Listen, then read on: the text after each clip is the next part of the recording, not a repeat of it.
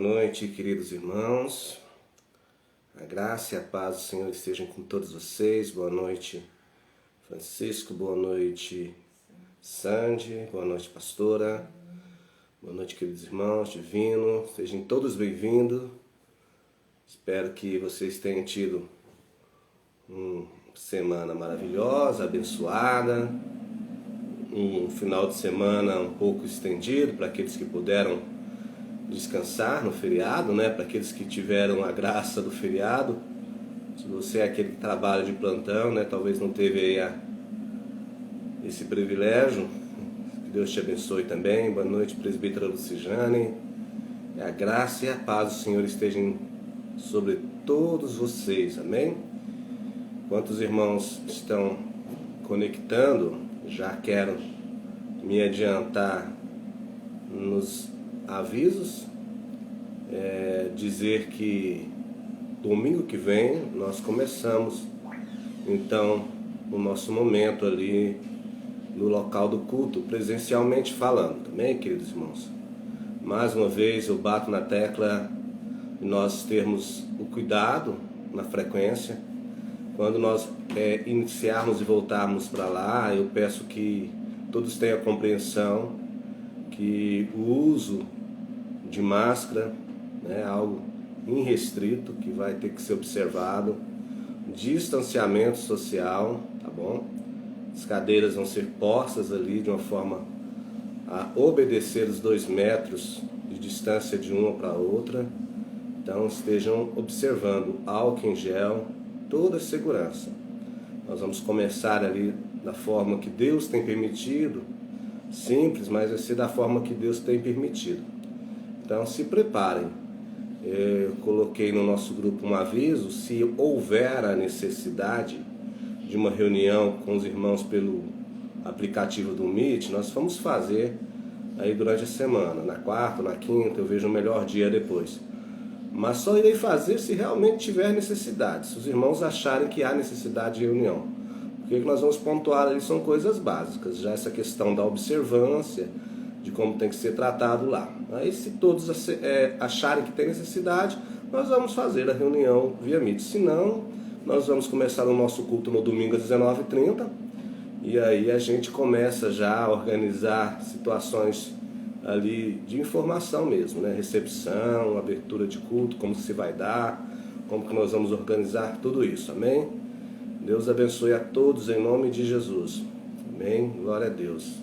Estamos todos firmes. Um abraço a todos, Randes, Érica, amém? Irmãos, aí se tiver alguma coisa para colocar, vocês coloquem lá no grupo. O mais, eu quero só agradecer a todos vocês, pedir que vocês continuem orando uns pelos outros, pedir para que Deus venha realmente trazer paz sobre essa pandemia, trazer paz nas angústias, orar por aqueles que estão enfermos, pelos que estão doentes, enfim, todas as nossas orações pertinentes. Dizer que a questão das cestas básicas foi uma bênção, viu, irmãos? Vocês não imaginam quantas pessoas foram abençoadas, foram enviadas para receber realmente da parte de Deus, amém?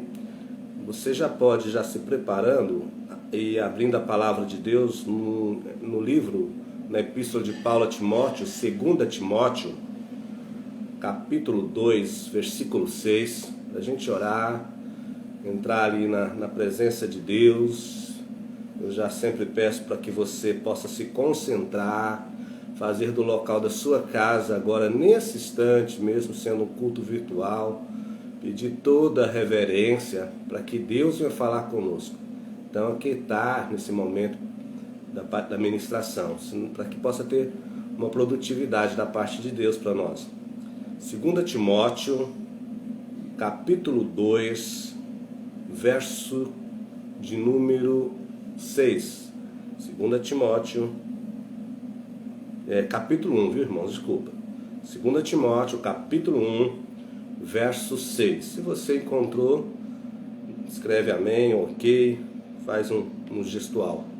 Hoje meus animais estão andando por aqui, a Mia está passando aqui, tá? Hoje ela está meio agitadinha, mas não vai atrapalhar a nossa ministração não, porque ela gosta de ser aqui a minha obreira, de estar sempre por perto. Hoje ela está meio ativa. nesse horário, mas não preocupa não, tá? Que ela não venha distrair vocês. Glória a Deus.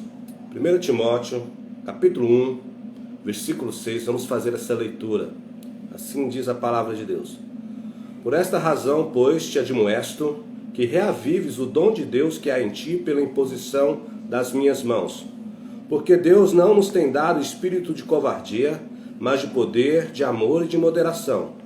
Não te envergonhes, portanto, do testemunho do nosso Senhor, nem do seu encarcerado que sou eu. Pelo contrário, participa comigo dos sofrimentos a favor do Evangelho, segundo o poder de Deus, que nos salvou e nos chamou com santa vocação, não segundo as nossas obras, mas conforme a sua própria determinação e graça, que nos foi dada em Cristo Jesus antes dos tempos eternos, e manifestada agora pelo aparecimento do nosso Salvador, Cristo Jesus, o qual não só destruiu a morte, como trouxe à luz a vida e a imortalidade mediante o Evangelho, pelo qual eu fui designado pregador, apóstolo e mestre.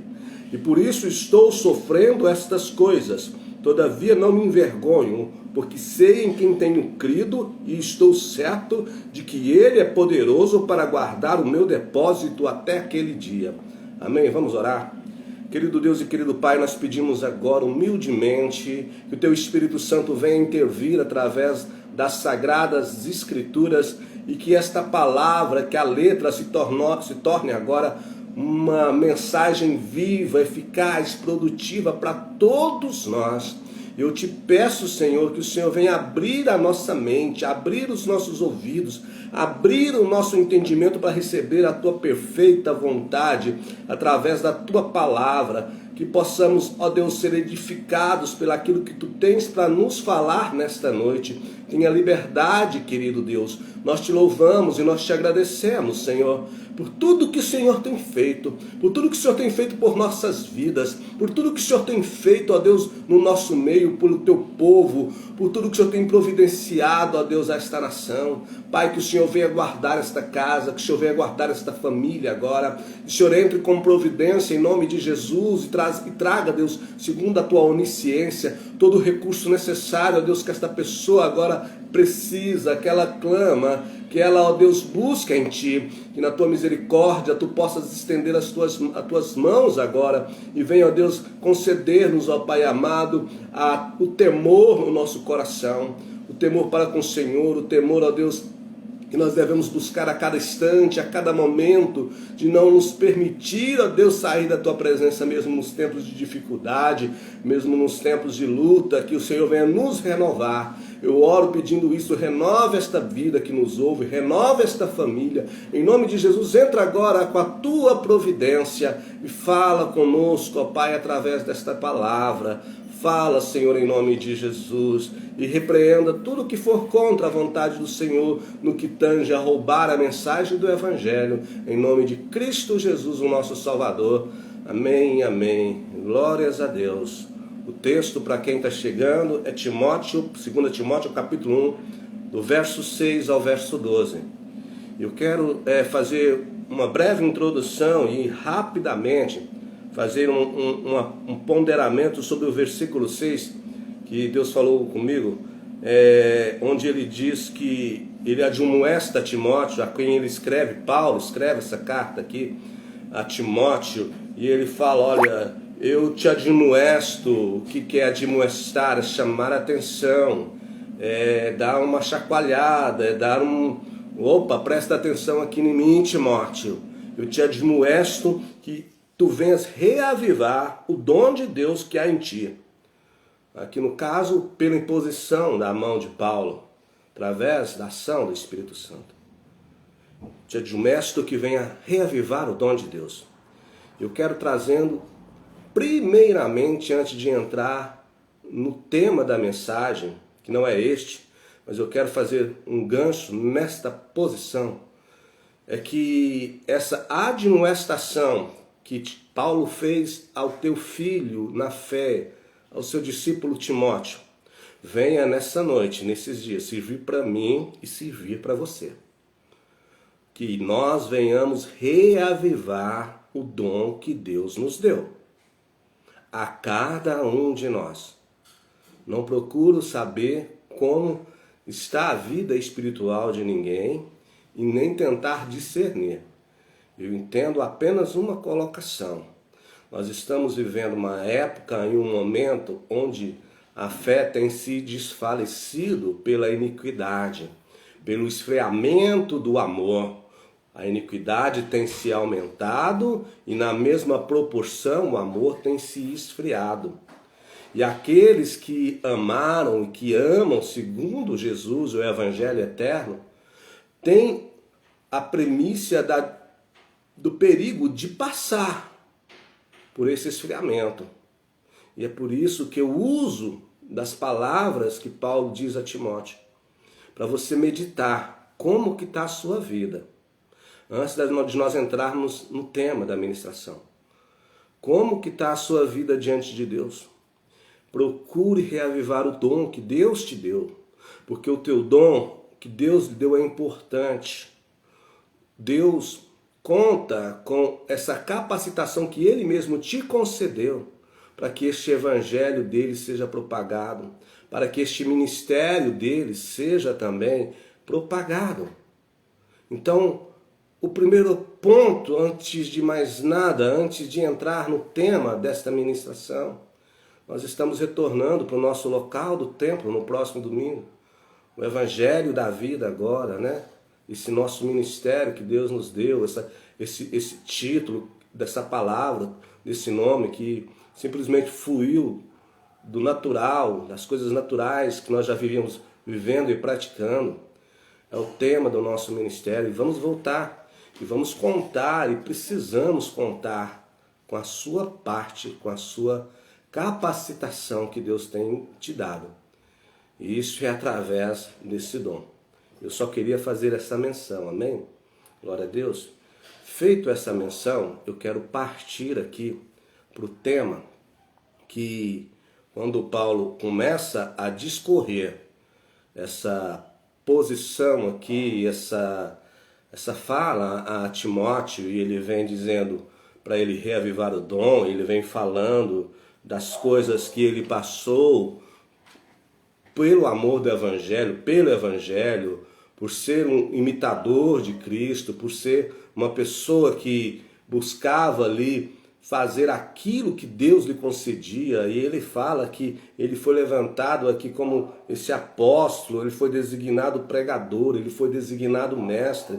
Não que ele correu atrás dessas coisas, mas essas coisas vieram como um dom que Deus lhe concedeu a Paulo para a edificação da igreja dele, no que tange a palavra igreja no sentido de pessoas que são impactadas pela verdade do Evangelho e se torna esses templos nômades, andantes, movimentado, essa igreja que são pessoas que se interagem, porque o Evangelho nos encontra e nos leva a ter essa interatividade da vida. É isso que Paulo está dizendo, e ele chega aqui no versículo de número 12, é aqui que eu quero chamar a tua atenção para que nós possamos entrar no tema, onde ele diz: e é por isso, por essas coisas que eu lhes disse anteriormente, é por isso que eu estou sofrendo todas estas coisas. Todavia eu não me envergonho, porque eu sei em quem eu tenho crido. Eu quero pegar essa fala de Paulo. Ele diz: eu estou sofrendo, estou passando dificuldade, eu passo por lutas. O dom que Deus me deu de mestre, de pregador, de apóstolo, Ele não me deu para ter um know-how, para que eu fosse evidenciado, para que eu fosse uma vitrine de vislumbre, de ser olhado, olha o grande homem de Deus. Não, isso, tudo que Deus deu para que ele fosse esse agente da pregação do Evangelho, trouxe para Paulo lutas, dificuldades e perseguições. Não trouxe para Paulo o vislumbre, o aparato, a presença, a vitrine que os modernos da religião, os líderes modernos da religião hoje tentam e ostentam com seus títulos. Pelo contrário, ele fala por ter sido designado apóstolo, pregador e mensageiro do Evangelho, isso lhe custou caro no que tange perseguições. Agora eu tiro tudo isso aqui porque antes eu falei que, segundo parafraseando Paulo, que nós devemos reavivar o dom de Deus em nossas vidas, que isso tem que ser para hoje, isso tem que ser para agora. Nós precisamos reavivar esse dom porque nós vivemos dias cruciais, onde o dom de Deus será e é também uma capacitação sobrenatural de Deus, não só para nós levarmos este evangelho eterno às demais pessoas, mas que também, como confirmação de que há algo de Deus em nós, venha também nos fortalecer para esses dias difíceis, a qual também Paulo falava das dificuldades que ele tinha, mesmo estando em Deus e tendo essas designações da parte de Deus. E hoje nós vivemos esses momentos, precisamos reavivar o dom de Deus que há em nós, isso é ponto. Isso é para mim, é para você. Isso é para aquele que se diz apóstolo e aquele que não se diz nada. É aquele que se diz que é alguma coisa e é aquele que se acha que não é nada e realmente nada somos diante de Deus, a não ser esses servos inúteis, conforme a palavra mesmo diz. Então é momento da gente reavivar isso. Entender que teremos e vivemos e passamos por perseguições, por aflições, e a placa que Jesus ergueu, deixando isso bem claro, ele ergueu essa placa dizendo: tem de bom ânimo, no mundo tereis aflições, eu venci o mundo, então tem de bom ânimo, não desista, não pare, prossiga, continue, não deixe que tudo isso que está acontecendo hoje, nessa dispensação, neste exato momento da nossa vida, venha te fazer desanimar, venha fazer com que se você afaste de Deus, que você afaste dessa missão que foi dada a cada um de nós, a cada um. Cada ser vivente que estiver na iluminação tem que entender que é ser essa pessoa do Evangelho, do agente do Evangelho que vai levar essa palavra eterna do Senhor Jesus. E quando ele pega e diz que devido a tudo isso que ele passa, e que ele pode ser abalado, mas não destruído, que ele pode ser perseguido, mas contudo jamais deixará de prosseguir adiante, ele prossegue sim para o alvo da soberana vocação a qual ele foi cativado. Ele fala: todavia eu sei em quem eu tenho crido. E esse é o tema que eu quero discorrer rapidamente com você, com a ajuda, com a graça e com a misericórdia do Espírito Santo de Deus. Porque eu sei em quem tenho crido, diz Paulo. Eu estou passando por lutas, por dificuldade, pelo amor do Evangelho. Por tudo que nós temos passado nesses dias. Pelas labutas, pelas dificuldades, pelas perseguições. Alguns com perdas físicas, perdas emocionais, perdas de vidas, perdas de conhecidos, perdas de amigos.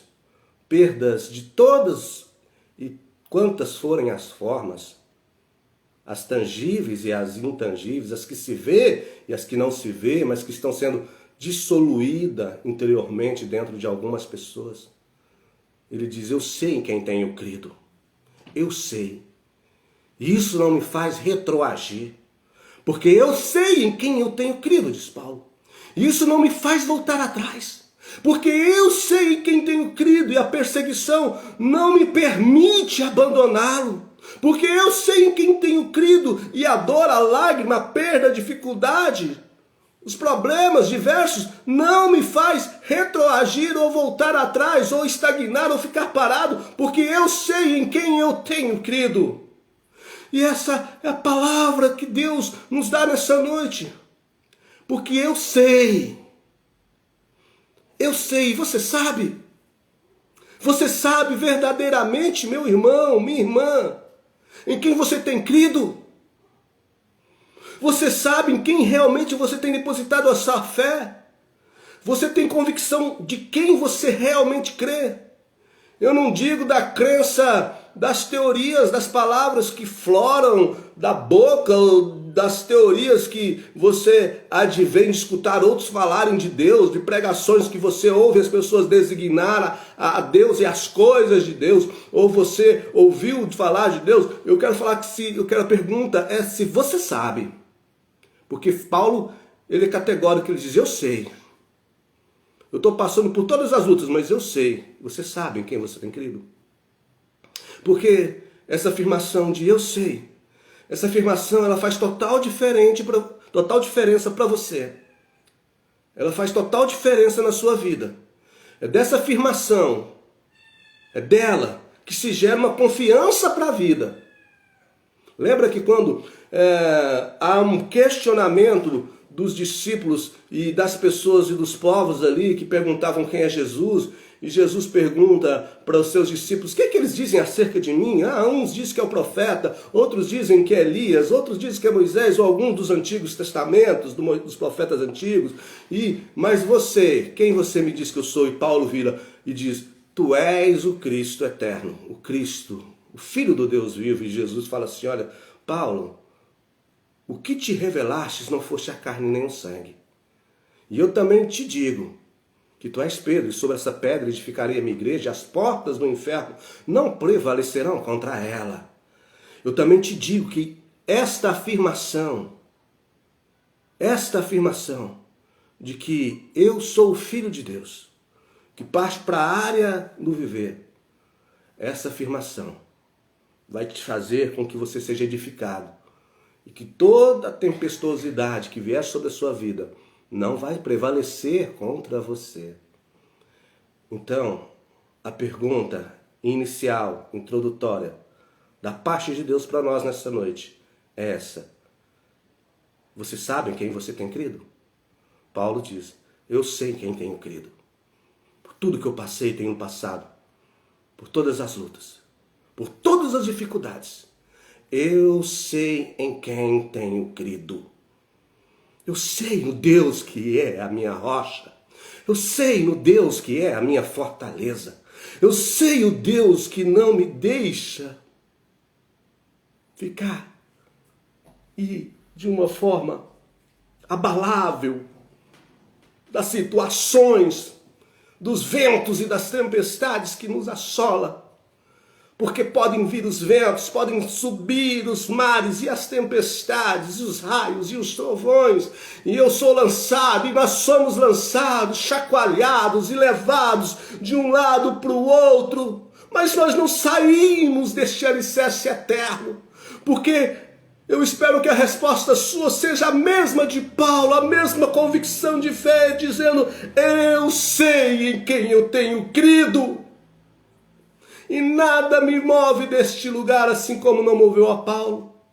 Eu sei, eu não quero saber o que as outras pessoas estão pensando ao meu respeito, o que elas estão conjecturando acerca de mim, se elas estão tecendo injúrias, calamidades, calúnias ao meu respeito, se elas estão pensando que eu sou uma pessoa que está sendo derrotada. Eu quero dizer, o que importa para mim, que eu sei em quem eu tenho crido. Isso é a nossa segurança acima de tudo. Essa afirmação, sendo uma realidade, ela fará total diferença em você. Porque a partir dessa afirmação é que se gera uma confiança para a vida. E aí eu faço um segundo apontamento. Ninguém crê se não conhecer. Ninguém crê se não conhecer. Eu sei. Só sabe quem conhece. Só sabe quem crê. E não se conhece quem não crê. Você observa os textos e volta neles. Eu não vou ficar aqui demorando para sermos mais rápidos aqui no nosso momento. O mecanismo aqui não nos permite que tenhamos tanto menos desenvoltura. Mas Oséias, capítulo 6, versículo 3, ele diz o seguinte: conheçamos e prossigamos em conhecer ao Senhor. Como a alva, a sua vinda é certa. E ele descerá sobre nós como a chuva seródia que rega a terra. Aquela chuva seródia que vem sem a expectativa da necessidade extrema, que vem no momento que nós precisamos. A chuva seródia é a chuva temporânea que dá frutos. Ele é a chuva serôdia. E ele fala, conheçamos e prossigamos a conhecer o Senhor, porque ele vem, a vinda dele é certa, como a alva, a vinda dele é certa. Então, ninguém crê se não conhecer. E é interessante que fala, conheçamos e prossigamos. É necessário que se faça isso. Quando não se busca conhecer Deus, presta atenção no que eu vou falar. Quando a humanidade não se preocupa em buscar a conhecer a Deus, tem-se a tendência de buscar amparos desesperadamente naquilo que não se conhece. Vocês entenderam?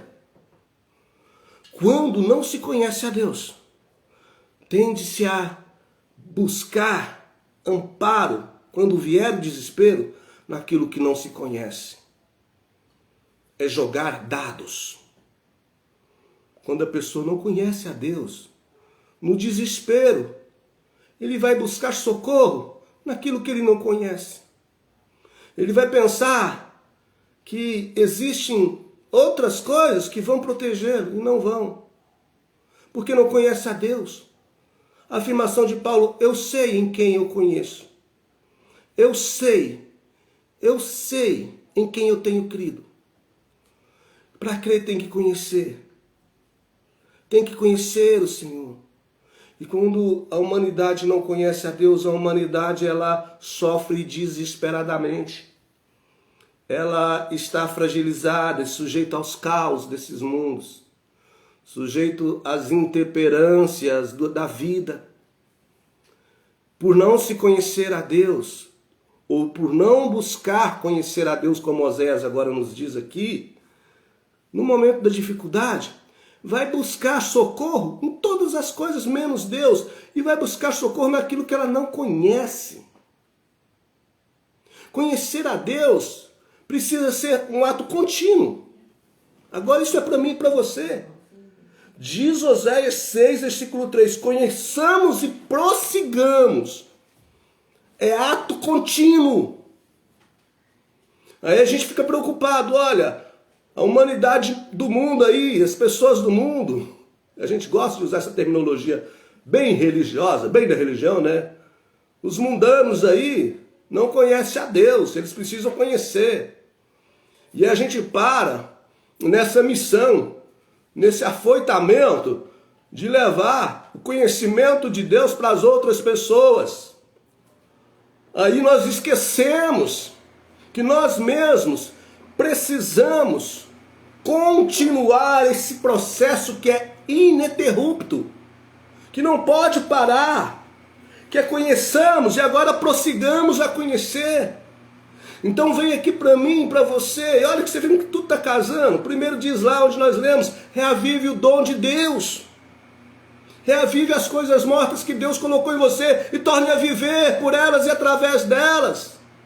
Agora que você conhece a Deus, conheçamos e prossigamos a conhecer. Então prossiga a conhecer a Deus, não se conforme em apenas entrar no primeiro estágio do vislumbre das coisas de Deus.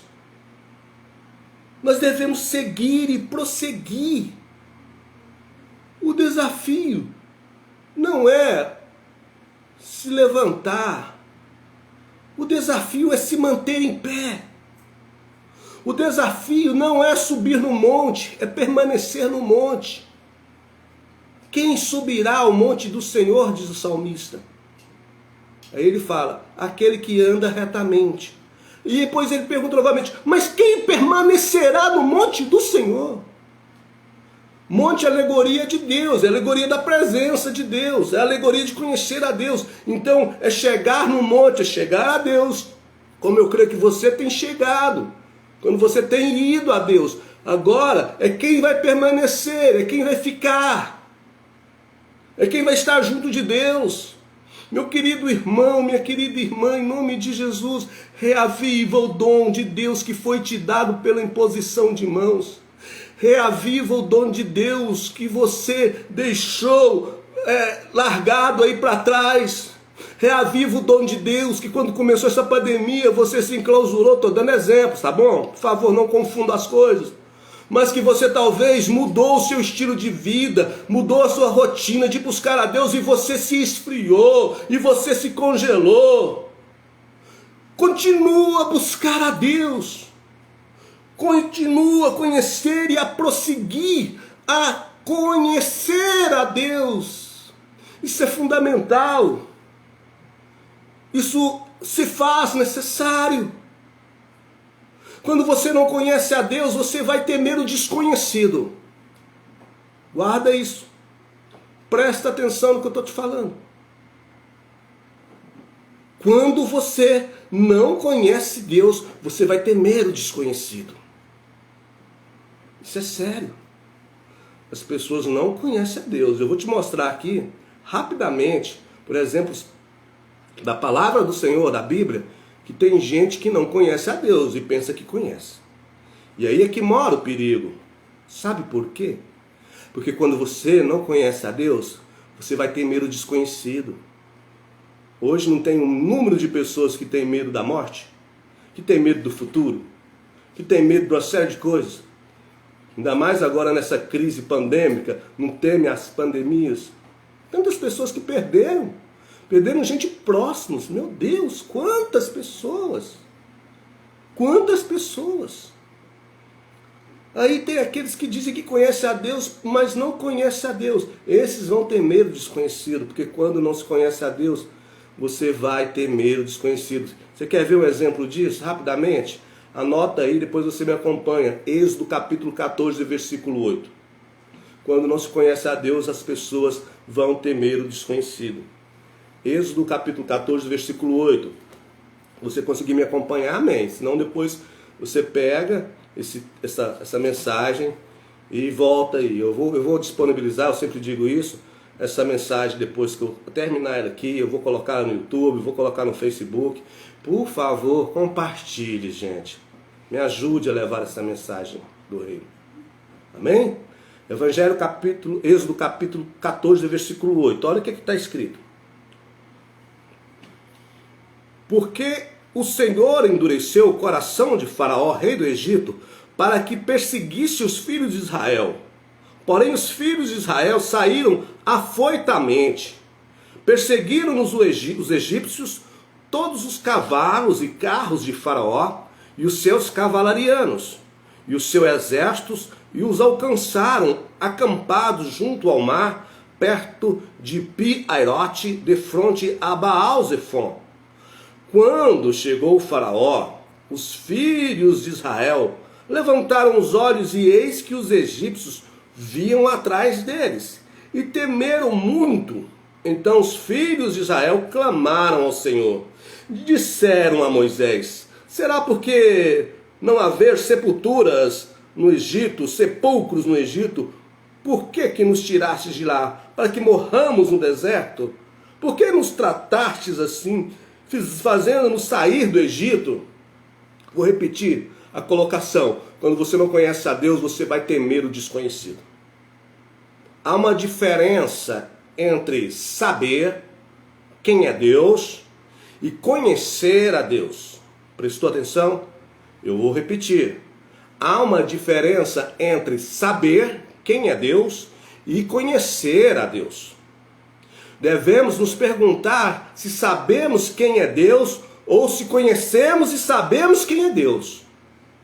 Moisés sabia e conhecia. Faraó e parte aqui do povo de Israel que estava fugitivo não sabia. Não sabia. Por quê? Porque quando não conhece a Deus, a pessoa vai temer o desconhecido. Guarda isso no teu coração. Olha, Deus levanta Moisés. Você conhece a história, eu não vou aqui destrinchá-la não, rapidamente. Mas Moisés é o libertador que vai libertar o povo do Egito através da mão de Deus. E o que acontece lá no Egito? Sinais, maravilhas e prodígios através de Moisés, da parte de Deus. Coisas tremendas, coisas sobrenaturais. Coisas que somente um Deus único, verdadeiro, poderoso, um Deus que domina todas as coisas, um Deus que controla tudo, que endurece e que amolece corações, que liberta mais de 1.200.000 cativeiros, povos presos do Egito, os israelitas, e liberta com força, liberta com poder, e liberta com coragem. Eles viram tais sinais, vislumbraram tudo isso. E aí estão agora no deserto peregrinando, e de repente Faraó cai em si, e diz a palavra que Deus endurece o coração de Faraó, porque Deus endurece o coração de quem Ele quiser. E Faraó se levanta e fala: o que nós fizemos? Nós deixamos os nossos escravos irem embora? Nada disso, vamos atrás. E chega nesse momento aqui do texto bíblico de Êxodo 14, que Israel está acampado de frente ao mar, pronto para atravessar o mar. O mar como uma barreira intransponível, e atrás vindo o exército de Faraó.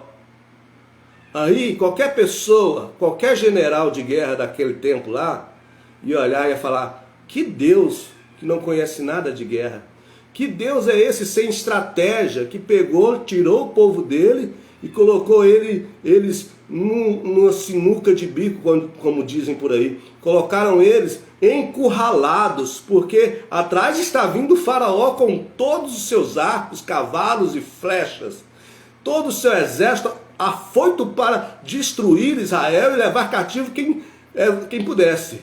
Quem resistisse iria morrer.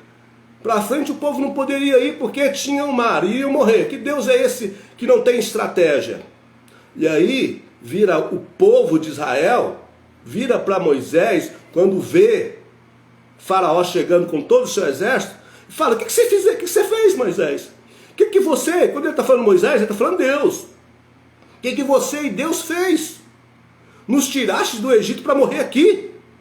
Lá no Egito não tinha sepultura para a gente ser enterrado, não, tem que ser enterrado aqui. Foi isso que você providenciou, Moisés? Está falando de Moisés, mas está falando de Deus, porque quem deu a ordem, quem organizou, quem orientou Moisés foi Deus. O povo estava blasfemando aqui, não era de Moisés, não, era de Deus. Deus é que conduziu, Deus é que fez as coisas, Deus que permitiu tudo que isso acontecesse. E naquele instante ali, o povo fica temendo o futuro. Sabe por quê? Porque por mais que Israel viu todos os sinais e prodígios e maravilhas que Deus fez no Egito, eles não conheciam a Deus. Eles sabiam quem era Deus pelos sinais, pelos prodígios e pelas maravilhas. E tem gente nessa dispensação nossa da religião, que eu vou te falar uma coisa, hein? Só corre atrás de sinais, prodígios e maravilhas, e pensam que conhecem a Deus, e pensa que o pregador, o pastor, ou seja, lá quem está na frente lá, operando sinais, prodígios e maravilhas, é de Deus. Só por causa dos sinais, prodígios e maravilhas, a contrapartida da Bíblia fala que isso nunca foi nem será aval de Deus na vida de ninguém. Não é. O povo viu sinais, viu as pragas do Egito, viu água virar em sangue, viu lepra, viu morte de primogênito, viu uma série de coisas. Eles viram a Deus. Eles viram, melhor dizendo, os sinais e prodígios de Deus. Mas eles não conheciam a Deus. Sabiam quem era Deus, tudo aquilo que aconteceu lá no Egito, mas não conheciam a Deus. Não conheciam porque quando chegou a situação de dificuldade, em que eles ficaram encurralados entre o mar e o exército de Faraó, eles temeram o futuro. E quando você não conhece a Deus, você vai temer o desconhecido. Você vai temer o futuro. Eles não conheciam a Deus, eles sabiam quem era Deus. Faraó sabia quem era Deus, mas não conhecia. Soube o que Deus fez, mas não conhecia a Deus. Os israelitas sabiam quem era Deus pelos milagres, mas não conhecia a Deus. Quando chegou na hora do vamos ver, vou falar aqui o português claro, simplório, quando o bicho pegou, quando o bicho pegar, se você só sabe quem é Deus, mas não conhece a Deus, meu irmão, você é esse que vai ficar morrendo de medo do futuro. Morrendo de medo do que vai vir pela frente. Você vai olhar para frente e vai ver um mar intransponível. Vai olhar para trás e vai ver uma pandemia tentando te encurralar contra esse mar. Ou qualquer outra subjetividade ou figura que a gente possa usar como alegoria. E aí? A segunda pergunta é: Você conhece a Deus? Ou você só simplesmente sabe quem é Deus? Tem diferença. Você não sabia, né? Você não sabia que tem diferença entre saber quem é Deus e conhecer a Deus? Portanto, hoje, nessa noite, o Espírito Santo está te alertando que há uma diferença entre saber quem é Deus e conhecer a Deus. E conhecer a Deus exige-se experiência, intimidade e busca com Deus. Conheçamos e buscamos e continuamos a buscar a Deus. Não é disso que está escrito no texto de Oséias 6,3? Conheçamos e prossigamos em conhecer. Em outras palavras, fique sabendo quem é, mas prossiga para o conhecimento, para chegar no conhecimento. Não é isso que Paulo diz? Eu não julgo ter alcançado nada, mas eu prossigo por alvo. Cada dia eu preciso conhecer mais e mais esse Deus, me aprofundar em Deus, mergulhar em Deus. Não é isso, meus queridos irmãos? E essa palavra, que é uma palavra que mexe com a gente, porque nos bota de frente a revermos a nossa própria consciência do que ela se afirma para nós acerca de Deus. Se você não é capaz de buscar intimidade entre você e Deus, fechando a porta do teu quarto, se você necessita 24 horas de guias, de gurus, de pais espirituais, você não conhece a Deus. Você e todas as pessoas é saudável, é necessário, mas não é indispensável ter pessoas que estejam junto com você. Isso é importante, mas que você não se torne autodependente dessas pessoas para sempre. Desses gurus, desses pastores, de padres, de guias espirituais, de líderes religiosos. Você precisa conhecer a Deus. Você tem que ter a capacidade de entrar no teu quarto, fechar a porta do teu quarto, orar ao teu Pai que te vê em secreto e saber que em secreto Ele está te recompensando e dizer, como Paulo disse, eu sei em quem tenho crido, porque quando dobro os meus joelhos, Ele me ouve, Ele me escuta, eu falo com Ele e sei que atento está Ele com os teus olhos sobre a minha vida. Nós precisamos disso, querido irmão, querida irmã. Precisamos. O que nós estamos vivendo é um grito que evoca uma exortação de Deus para buscarmos isso, que é essa presença de Deus para nos fortalecer nesses instantes. Amém? Há uma diferença entre saber quem é Deus e conhecer Deus.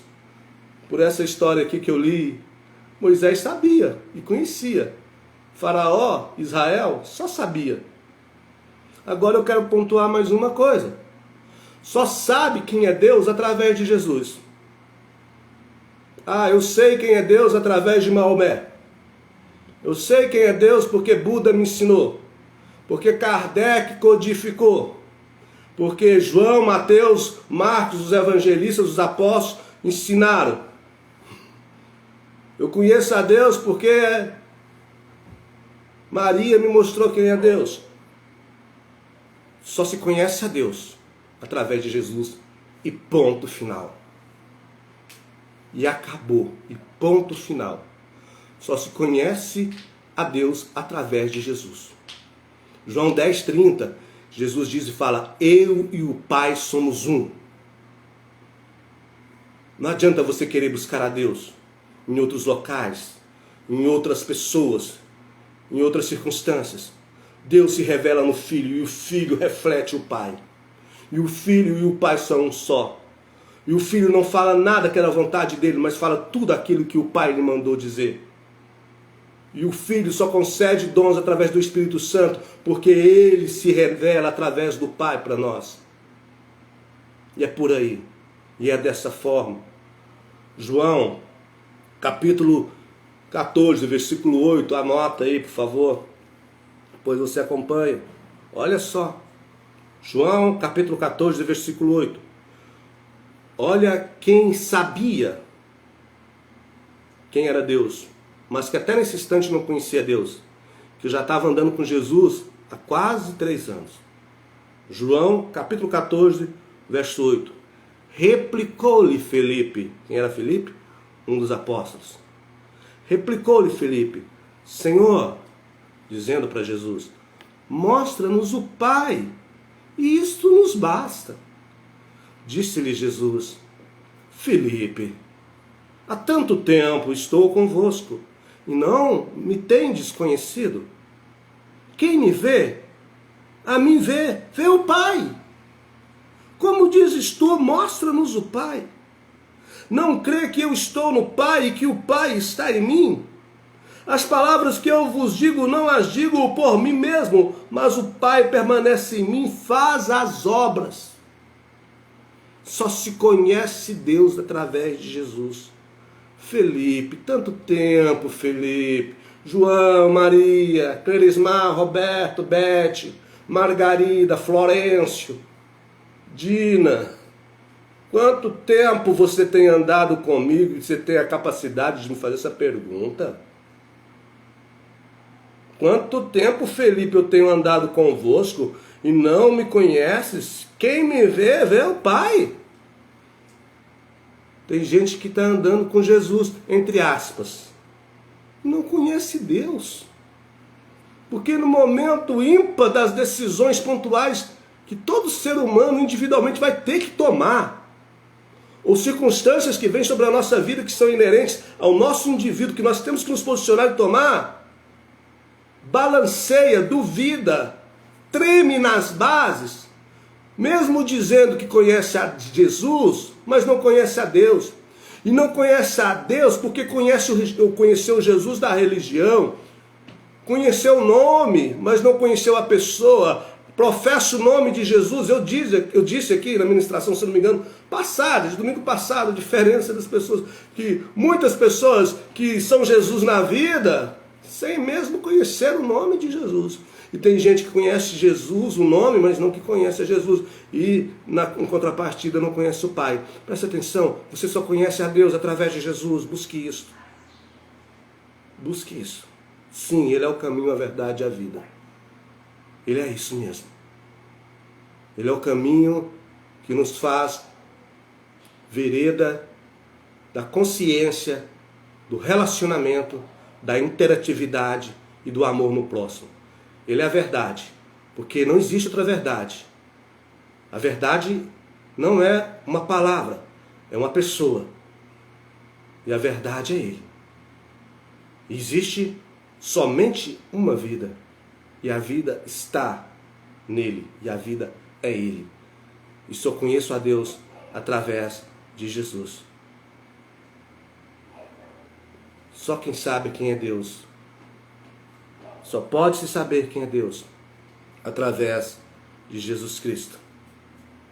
Eu fico triste porque eu sempre digo que, infelizmente, principalmente na dispensação nossa que advém a segunda vinda de Jesus, nesses últimos anos, digo nos 20 anos para cá, a religião, todas as religiões, viu, irmão? Falando só da religião evangélica, não. As religiões estão fazendo um desfavor para com o verdadeiro evangelho de Jesus. Infelizmente. Infelizmente. Isso reflete naquilo que Felipe fala para Jesus. Mostra-nos o Pai. Tem gente que está dentro das igrejas dizendo: eu quero ver o Pai. Quer ver o Pai através de tantas coisas. Quer conhecer a Deus e o Pai através das bênçãos. Não quer conhecer o abençoador. Pensam que vão conhecer a Deus e o Pai através do milagre, da casa própria, do carro comprado, da barganha aceitada e feita em nome de Deus. E querem conhecer a Deus dessa forma. Não conhecerão a Deus dessa forma. Peço a Deus que não. Mas se continuar, irão passar a vida inteira dentro da religião e não conhecerão a Deus. Quando o foco for, venha para ser curado, venha para a campanha da cura, venha para a campanha do milagre Venha para a campanha da casa própria. Venha para a campanha disso e daquilo outro. Traga a sua oferta, traga o seu dízimo, porque Deus vai te dar 10 vezes mais aquilo que você tem dado em amor. Ele vai repreender, Ele vai costurar a boca do devorador. Não conhecerão a Deus quando forem buscá-lo dessa forma, mesmo que digam que estão indo em nome de Jesus. Em teu nome, Senhor, em teu nome. Não vos conheço, apartai-vos de mim, vós que praticais a iniquidade. Vamos orar para esse pessoal, porque é tempo de verdadeiras conversões. Vamos orar para esses que estão presos na religião, que sabem a Deus, mas que não conhecem a Deus.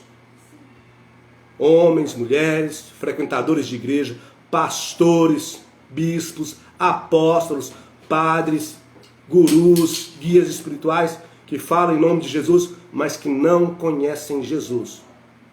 Não conhecem a Deus. Oremos por esses pastores. Oremos por esses pseudos guias espirituais. Felipe, você é meu apóstolo. Tem andado comigo. Quem me vê, vê o Pai. Não via um Deus em Jesus. Como? Agora eu te pergunto. Como que olha para Jesus e não consegue ver Deus?